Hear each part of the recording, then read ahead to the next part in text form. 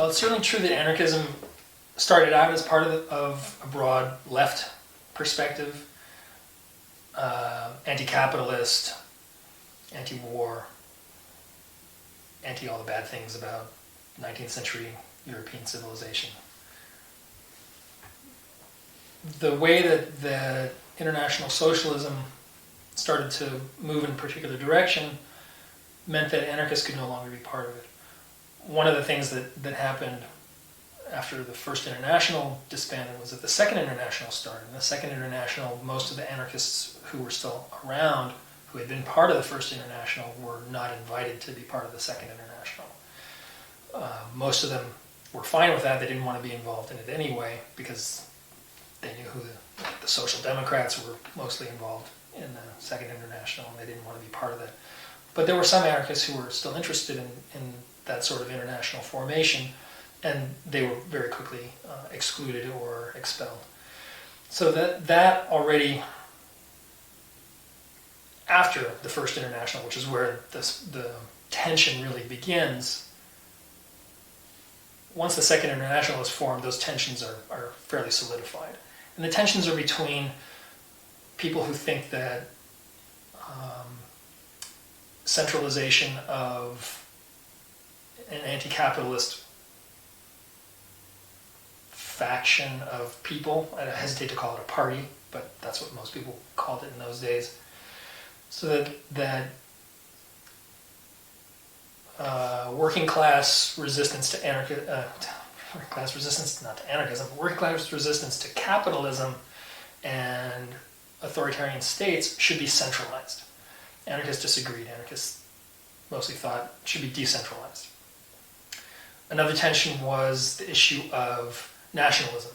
In the late 19th century, nationalism was still seen by most people as a progressive force. The breaking up of the Tsarist Empire in Russia was a good idea. The breaking up of the Austro-Hungarian Empire, the breaking up of the Ottoman Empire, all of those things were seen as good. And the main force driving that anti-empire perspective was nationalism. So nationalism was seen as a progressive force. Some anarchists were involved in some nationalist struggles, but for the most part, anarchists have tended to be internationalists. And so that was a tension. Another tension was a tactical tension between folks who wanted to organize working class unions or parties as legal and possibly parliamentary formations. And anarchists were, by and large, opposed to that on principle. We're interested in direct action, not electoral action. We're interested in decentralized working class defensive formations, not necessarily unions.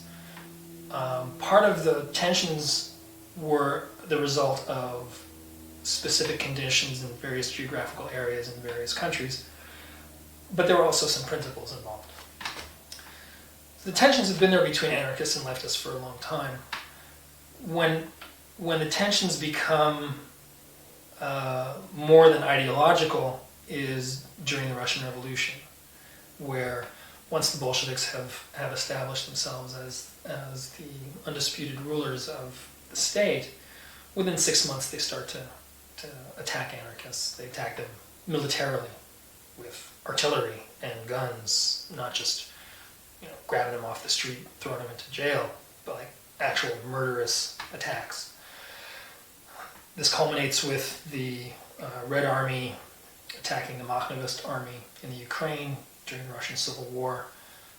And even though it's not even though the Kronstadt rebellion was not anarchist-led, not even necessarily anarchist-inspired, most of the sailors and soldiers in the Kronstadt naval base were actually very firm supporters of the Bolsheviks.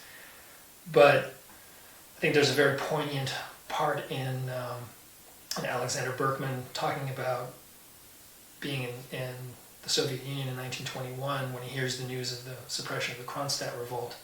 And I can't do it justice by paraphrasing it. It's very poignant, and he ends by saying, "I've decided to leave Russia," and that's a pretty serious blow for someone who had been deported from the United States back to Russia, fully supporting the Russian Revolution, fully supporting the Bolshevik project, being immersed in it for a good 2 years, and to see this happening between 1919 and 1921 was a big blow for him, and for Emma Goldman, and for a lot of the other Russian anarchists who had been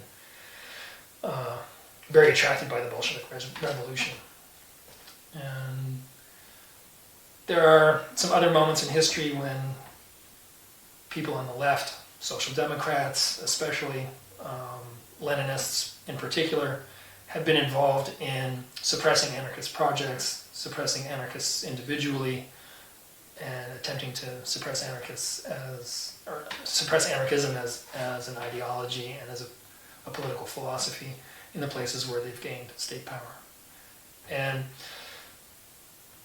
for people who don't know that history, it might seem really easy when there's a demonstration against whatever government policy that makes anarchists unhappy. It also usually makes socialists unhappy too.